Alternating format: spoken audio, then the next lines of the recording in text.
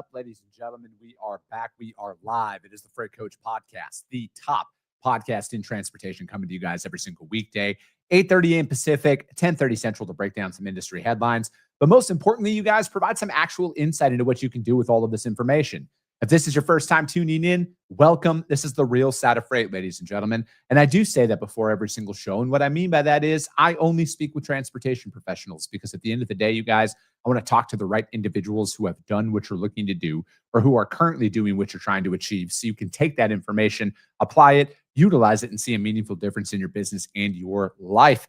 Happy Thursday, everybody. I got a very special guest for you guys, and I'm going to bring him up here in a second. We met all of 5 minutes ago, and I can already tell that this is going to be a really good one for you guys today. But my team wants me to say this at the beginning of the episode as well. If you get value in what you hear today, you guys, and you're not subscribed, subscribe to the show. Based on all the metrics that we pull, and trust me, I'm a big data guy. It might not look like it. 60% of the people who listen to this show every single day aren't subscribed yet, you guys. So if you want, subscribe, share it out there to your network. So with that being said, you guys, we're going to be talking about the niche, right? Like, you know, I'm all about the niche on this show, and this guy and his company are on the opposite side of the spectrum from my open deck and heavy haul brokerage that we run. He's in temp controlled, time-sensitive freight out there. So I got Mr. Jason McArthur on the show. Jason, thank you so much for taking the time to join me. Hey, thank you for having me. It's good to be here. No, man, I'm looking forward to this, right? Like, I'm not joking, you guys, when I say like we met all of 5 minutes ago, and I can tell that this is just going to be a good one out there. So, man, how'd you get your start in freight, Jason? What brought you into the industry? Sort of indirectly. It wasn't on purpose at first. I bet that's a similar story to a lot of people doing it. Yeah. I mean, going all the way back to like college jobs, and just after college, I worked in a number of different retail settings like Costco, and working my way up through like lower level leadership there, like supervisor, manager type roles, running a crew, running a floor, stuff like that. From there, ended up going to actually work for C.H. Robinson for a few years, but more on their like produce side of things, but still dealt with some freight that way. Jumped over to a couple of grower shippers in the Salinas Valley after that. And then ended up going to work for another freight brokerage for a couple of years, cut my teeth in that, and then ended up starting Lone Cypress Logistics here. And it's so far so good for almost 4 years now. What was that moment? I always love asking founders this. What was that moment where you're like, I got to go out on my own and do this for me? A couple different things. I like to personally run more like program, like dedicated business, kind of like white glove service. Really seeing things through from start to finish, and offering more than just picking up and delivering. Right. So when you talk about, niche, we do quite a bit more here. We help with like load planning, load building, arranging drops in the right sequences and things like that. And that's kind of what I was doing before at several other places I worked. And to bring that level of attention and skill and some expertise into that, and to be able to offer that to a specific set of customers, is kind of what made me want to get going off on my own. Mm-hmm. Yeah. It's, I think for me, it was, I don't know. I don't think, at least from my perspective, I was never a bad employee. I just always wanted more, like I don't take direction well, in the sense of like being told what to do day in and day out. Like, eventually I just wanted to get out and just try for myself. Right. Cause I feel like, it just was getting to a point in my life where I'm like, man, I just want to go out on my own. Like, I want to try. Right. And I always look at it is, you can always find work, like you can always find, if you're a good employee, you can always find a job. And that was kind of my mentality. And now, coming up on, almost 6 years of being self-employed, like I'm unemployable at this point, right? Like, once you start to find a way to like get it going on your own, it's addicting, man. And I've really fallen in love with the process of the unknown that comes along with it, and taking that dream.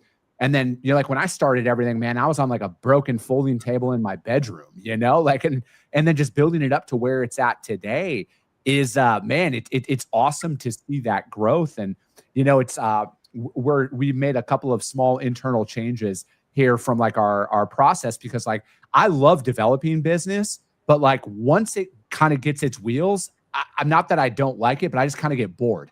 right? Because I'm like, all right, like we got the system in place. Now I want to go out and hunt for more. And What's so next? Yeah. yeah.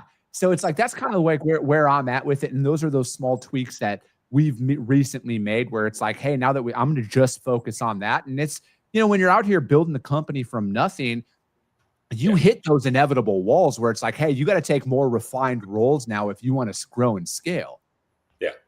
But we have some of those conversations here a lot. We're up to 11 people now here, if you include partners and everyone working with us. We're up to 11, and we do like a weekly Tuesday conference call. Some people have their monitors on, some don't. Half of us are probably working during it, kind of half paying attention, but it's a good way to like kind of get with each other and like talk about what we're doing this over the past week. And you're right. It's not like it's never enough. That's not what we're saying at all. Like actually one of our like strongest points every week is protect what you have.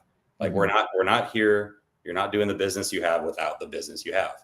But we are always talking about kind of like what's next. What direction do we want to go? Should we ask all of our customers, hey, let's look ahead to your next season or your next bid period, your next whatever. Just we need to be asking the questions like what's next. Then that doesn't necessarily mean getting into a different side of the business, but maybe get more out of what we have or ask for referrals. Just constantly be looking for ways to expand a little bit and do a little more.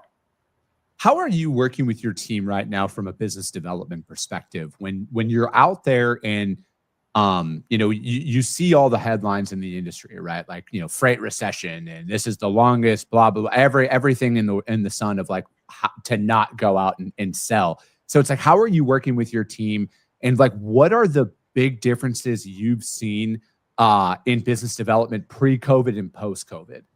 Yeah. I'll start. I'll tell you how we do it here.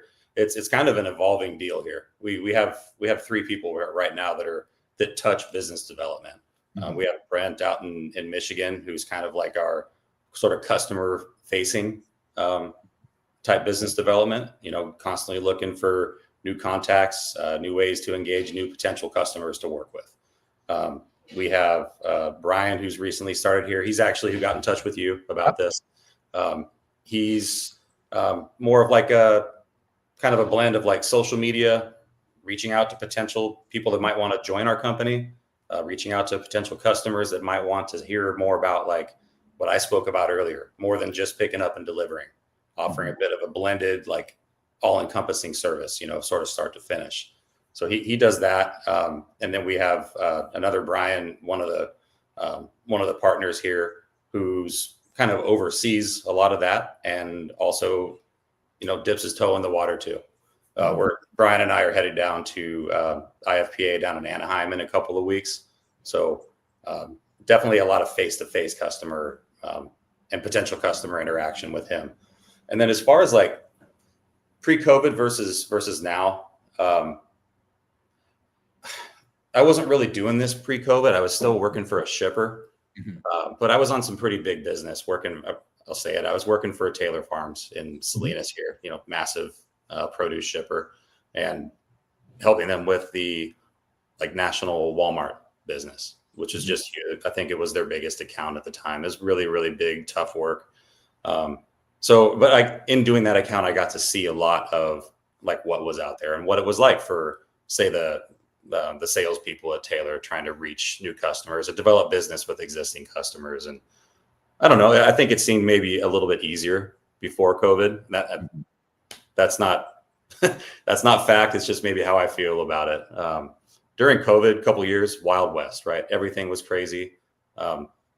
Freight was all over the board. Cost of goods were all over the board. The stuff was just wild. But you look at it now, and it almost seems like for a lot of people, business is harder to get. And what I would say to that is if you're doing the same thing as everybody else, you're not really separating yourself from everyone else. So that's to one of your points. That's what we're trying to do here is sort of separate ourselves a little bit. You spoke about niche a number of times. That's what we're all about, offering a specialized service and trying to stand out that way.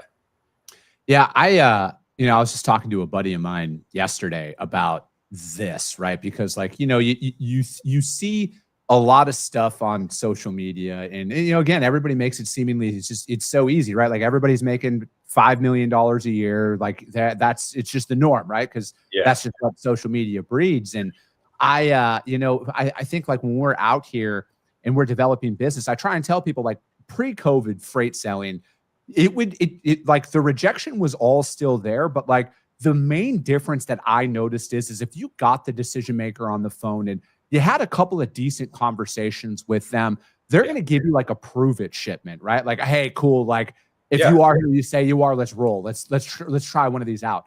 That doesn't exist anymore.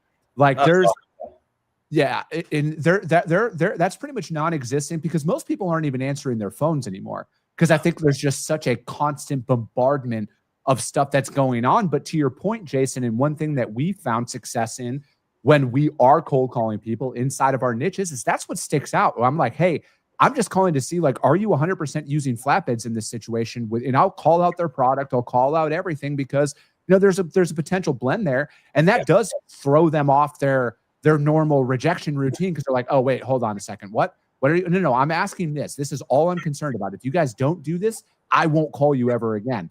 And that has kind of like shifted that narrative when we are talking to people. And has that led to a massive influx of new business? No, it hasn't. But it's setting the stage of like, hey, we're subject matter experts in what we do. And that's really what we're trying to establish ourselves at, because at some point it's going to change, right? Anybody who went to who's ever looked at basic economics, you guys, supply and demand, markets go up and down. Eventually it's going to bust open and there's going to be opportunities there. And how are you positioning yourself at that time?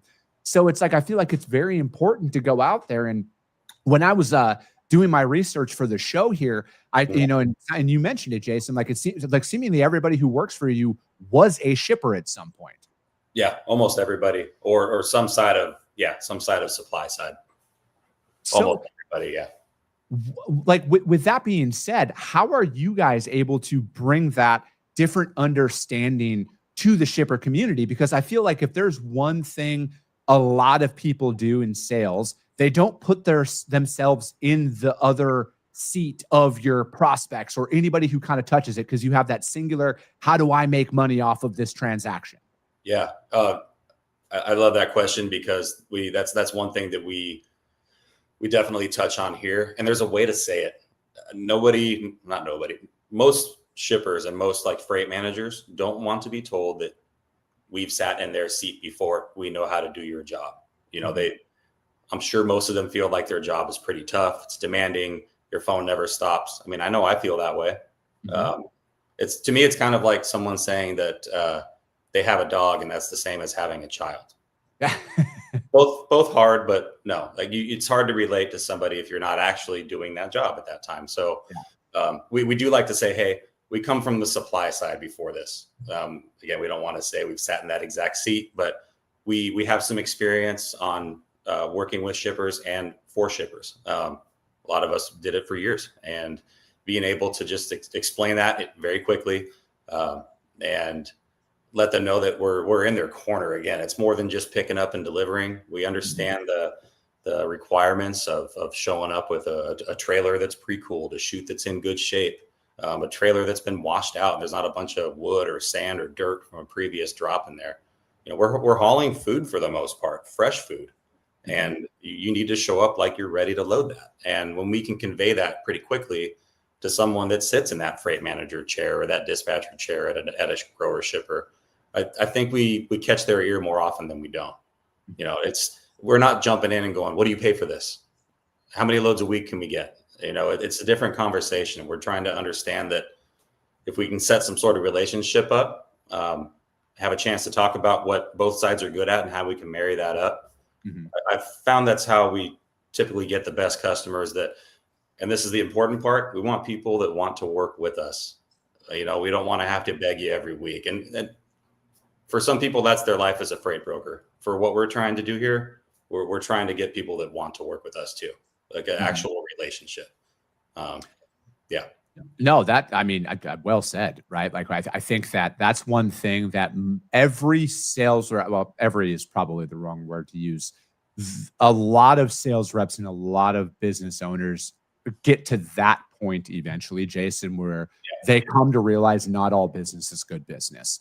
And you want to work with people that want to work with you back, right? And like, and you can tell, right? Because dude, it's just like a relationship, or like with your spouse, or with your buddies, like there's no effort there, right? Like you can tell when you're having to work for something with somebody that doesn't seem natural. And then you have those natural relationships with people, and those are the ones that you inevitably gravitate towards. And, for me, I think that one thing that a learning lesson is, like, it was maybe like a big perspective shift is, we're servicing our customer's customer as a freight broker, right? And you kind of brought it up there when you were working for a previous employer, and, you guys were, Walmart was your biggest account, but like, to Walmart, like you might have just been another number to them, right? Like, I'm not saying that that's how they work, but I think a lot of brokers don't look downstream from that, right? Like you're the only one I'm concerned about. They don't look at how are you servicing the receiver or the shipper or however it is if they're not your customer. Because like I look at it as it's like we have three customers as a broker, right? Like we have our obvious customer, who's the one who's giving us the freight. We have our carrier. We have to treat them as a customer no matter what, because they are a direct representation of us to our customer. And then they are also that same direct representation to the receiver, if that's the purchaser of those goods. And, I think a lot of people fail to realize of how competitive every vertical actually is out there. Like within produce, how many people could buy from, other farms out there, and why do they do that, right? So it's like there's a lot of weight that goes into choosing your vendors and supply, and people that you work with to transport your product. Yeah, 100%. Very well said. We try to do exactly that with all sides of it. It's the relationships matter to us everywhere, and we run that type of relationship based thought start to finish. We really do. We try to use as many of the same repeat carriers as we can too, because they get familiar with what we're trying to do here too. Treat them well, build loads that make sense. That's one thing you touched on a second ago. Taking care of the customer sometimes means telling them something won't work. If we do multi-stop loads, well, they have to make sense for the step deliveries. Drop 1, 2, 3. They have to line up right. And it's out there. A broker will get tendered a load from a shipper, and you look at the drops and go, "Whoa, this isn't going to work." But a lot of times a broker might be too scared to say something. They'll just take it just to get an order, and you end up causing more damage rather than telling the shipper up front, "Hey, can we tackle this ahead of time before it ships? We need to tweak an appointment or a delivery date a little bit so it doesn't screw up the whole rest of the load." And that is service. Like that is being able to speak up and having that relationship, being able to speak up and say that to the customer and get them to see the problem that could happen down the road ahead of time. That's when we bring some expertise into it. And it doesn't sound like it's that hard of a concept, but speaking up can be tough for some people. And you got to do it, and you got to say it the right way, of course. But doing things that make sense from the get-go helps your customer a ton, and in the end helps the receivers a ton. Yeah, I look at it from my seat, and I've been told this by numerous customers of mine. And to kind of back up Jason's point here, you guys, and to maybe give you the confidence to bring some of this up, direct quote from multiple shippers that I've worked with is just this: "We are not a transportation company. We expect you to bring this stuff to our attention. We are a manufacturer." All right. So it's like, don't feel ashamed. Don't think that you can't bring this up, but you got to have some substance behind it, right? Like you can't say this won't work, right? Like you have to break it down, talk about, because like we have some lanes that we run that there's some gray area of transit, right? They're like 700 miles. Some guys need 2 days to do it. Some guys can do it overnight, right? So it's kind of explaining those little nuances. And again, it sets you up as a transportation professional, right? Like that is how you can get out there and really separate yourself, because, to Jason's point, a lot of people don't say anything. They just have that, "I'll just figure it out." And then things get messed up, right? Like I have just found that more times than not in my career, the times I didn't say anything is when it blew up in my face, as opposed to when I just went out there and said, "Hey, this doesn't work, and here's why." Yeah, totally. We have, it's one thing we stress on our weekly calls. It might not come up every week, but we talk about it a lot. Just the whole, that doing things that make sense motto, like damage control. Something as simple as, we have our brokers here, like Corey, Mark, Cody, they're really good at like getting things set up, like the midnight delivery appointment, right? Well, on some people's rate cons, it might say 12. On some people's, it might say military time, all zeros. Mm-hmm. Some drivers might, or dispatchers might space out for a second, key it in wrong, and to give it to the driver wrong, or the driver just might not read it right. Best way to do that, to me, damage control, is put 11:45 p.m. on the date before. They're 15 minutes early for their appointment. That's really at midnight. Mm-hmm.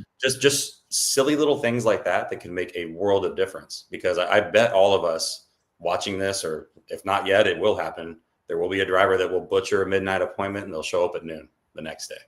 Yep. And just doing the little tiny things, like spelling things out on a rate confirmation, write that same example. Instead of a midnight, you put 11:45 and you write underneath it evening, like a bunch of exclamation points, just like direct attention to something that matters, Yeah. I'm right there with you, Jason. I look at it as, so like every time that we load, we're out there, we're actively talking to the drivers, and like we will have those conversations. I like to go and just double check everything, because one thing that I was taught earlier on in my career is dispatchers tell you what you want to hear, drivers tell you the truth. Mm-hmm. And that's why I like to call and talk to our drivers like, hey, are you cool with scaling 46,000 pounds? You are. Perfect. You got tarps, you got edge protectors, you got straps. You're aware of this. Perfect. This is a job site offload. It has to be at 2:00 in the morning. Are you okay with this? You are okay with this. All right, perfect. And it's just double checking and triple checking things, right? Like I look at it is you have to have all of that done, because like at a certain point, you got to trust the carriers that they're going to do what they say that they're going to do out there. But like internally, you got to make sure you have your checks and balances that go on to make sure that, did I say everything? Because to your point, Jason, it's eventually something's going to happen. And you're going to be like, how could I avoid this from happening again? And you have to be able to stress test yourself, your processes, to ensure, because at the end of the day, we all make mistakes, but how are you going to ensure that you don't make it again? Yeah. And our guys here, the brokers that I mentioned a minute ago, we all have assistants. We have Ben and Dennis and Scott here that are all helping out the brokers. And when they work together as a team to do those like damage control, just all those little details that help build as perfect as a load as we can build, as easy to understand as we can make it for everyone on the other end of it. All those things tie together, and for the most part, keep everything flowing really smooth, and keep us looking like we're doing our job to our customers, And importantly, internally, all this stuff rolls up really, really well for Nick that does our accounting and books. And when everything marries up, things are on time. We're not incurring fees everywhere, late fees, or forgetting a lumper fee. I mean, remembering those details to put that there's a lumper to be expected coming up. All that kind of stuff we button up together. We try to button up together really, really well. And all this combined effort should make a really good, like, outward facing Lone Cypress Logistics product, right? And it all comes down to just being detail oriented and caring about the result, and just trying to do the right thing. How do you teach that, man? I think like this might be the $1 billion question out there that every founder and leader wants to know the answer to is because like I look at it, as somebody, I'm like, I can teach somebody everything they need to know about transportation. I truly feel that way. I can't teach them to care, though. How do you get that? Is it a culture thing where it's like the standards are so high inside of your organization that it's like it's a self weeding out, like you just won't last because if you don't do it this way, you're out of the organization? No, I don't think we're quite like that. I think our crew is all like happy to be here. This is all. I think this is a pretty good opportunity for everybody to come here and be a part of something kind of from the ground up. We're not even at our 4th year yet. Yep. But I feel like there's a decent reputation here. Part of it is that I care, and I don't want to speak for them. I'd let them tell you themselves, but I know they know that I care and that I participate, and leadership's here for them. We have very open dialogue. Everyone should feel in this squad like they can speak up. and air something out or bring something to our attention or compliment the business and say, let's do more of this. I feel like that's all there. And I feel like we've done a good job of getting people that want to be here. We could tell they care about their business and their customers. And I mean, in the end too, if we want to talk about money, it's their paycheck. I mean, if you're not doing the things that it takes to keep your customer happy, like within reason, probably not going to get a whole lot of orders. That directly impacts your pocket. So care from the beginning, do a good job, get rewarded for it, you know? No, I think, yeah, it makes sense. Like, it makes perfect sense out there. How are you guys attacking the current market and like where things are right now, and where are you foreseeing things to trend into 2026? Well, my crystal ball has been pretty weak lately, but we're, again, with what we have here, we're so customer service and relationship oriented that I don't want to say we're not totally exposed to like market conditions and the tough environment. I mean, we are. It's just we feel like we have good partnerships with our customers. Like we help each other. They don't like fully protect us. Like, here's an open checkbook. Yeah, no, I got you. But they're reasonable, and so are we. And we don't overreact to every little blip in the market, either direction. We try to keep things in a good, consistent level as best we can. And we keep the service up. That's how we're attacking it, by kind of sticking to our guns. And then now in the last couple of months, we're taking a stronger approach at putting our name out there. I mean, we're here on your show, and it's a fantastic opportunity to chat with you. It's really cool. And being able to talk about like what we do, hear about what you do and some others have done that you've had on here. That's how we're attacking it. We're just trying to learn, keep our ears open and just stay ready. And most importantly, it all comes down to protecting what we have. We were taking care of those existing customers and wanting them to want to do more with us, I think a lot of individuals out there, Jason, they're waiting for it to get easier because they're not putting in the effort. Like they think that it's going to be easier. And that's like, it's just that hope, right? Where it's like, kind of like what we were talking before we went live here, man. Like eventually, like, and this is coming from somebody who creates a podcast every single day. Eventually, you got to stop listening to podcasts. You got to stop reading the books, and you got to act, right? Like, I'm not saying stop learning, but like, I think a lot of people put a lot of weight on information and then they don't execute upon it. And then I think that is why you find yourselves in ruts more than not. And I'm not saying that everybody's always winning or everybody's always losing, but I know if I set out every single day, I show up and I have my priority list of critical tasks that I need to get done that day. Yeah. I know that as long as I'm getting all of those done, I know I move the needle forward. It doesn't mean that I hit a home run or I got a multi-million-dollar deal or anything like that, because those are rare.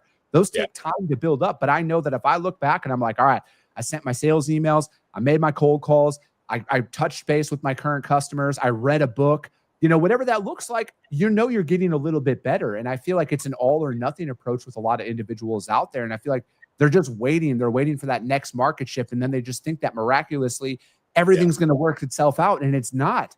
Like, you have to work through it. Like, everybody gets rejected. All right. I got hung up on twice this week on my cold calls, right? So you're not alone. Everybody has that stuff happen to them, and it's not you. All right. Like, you got to go out there and you just got to make it happen. Yeah. Super well said. How dedicated are you to sticking your neck out there and meet one new person a week, have one good phone call a week out of however many you make. It all leads to at least a discussion, which could lead to maybe not them becoming a customer, but their friend is having difficulties in the same industry. Here, give my friend a call. They're really struggling with their freight. Great. Yeah. Put me in touch. Introduce me. I look at little things, man. Yeah, I look at it, Jason, is like, every conversation you have, everybody should know what you do. Like, it should be no question that Jason McArthur right now does cold chain logistics. He does temp controlled logistics. He does produce, and everybody in his network should know that, right? And I feel like that's the approach that everybody needs to take, because no one's going to do it for you ultimately, right? Like, you have to be your biggest advocate because nobody else is going to be your biggest advocate for you. But Jason, I appreciate your time, man. This flew by. I kind of figured it would, and I'm going to have you back on here again, man. I feel like we have a lot more that we can tackle, but how does anybody reach out to you, man? If you guys are hiring, anything like that, put all that out there. Yeah, we'll put all that out. You can hit up sales@LoneCypressLogistics.com. You can reach out to me directly, Jason@LoneCypressLogistics.com. I can throw our phone numbers. We have an 800 number and my direct number. I can put that down in the chat too. Anytime anyone wants to have a chat, we're here. We're always open to talking to new potential hires. Love talking with potential new customers, existing ones. Conversations are great. Let's just talk.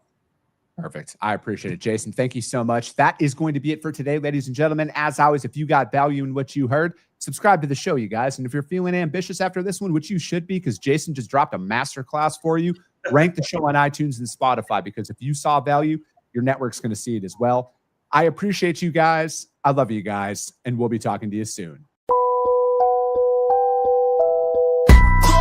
Came back with a bang, window down, yelling out money, anything. Hey, ooh, got the foot on the gas, pedal to the metal when I'm getting to the back. Hey, got the foot on the gas, pedal to the metal when the lane moves.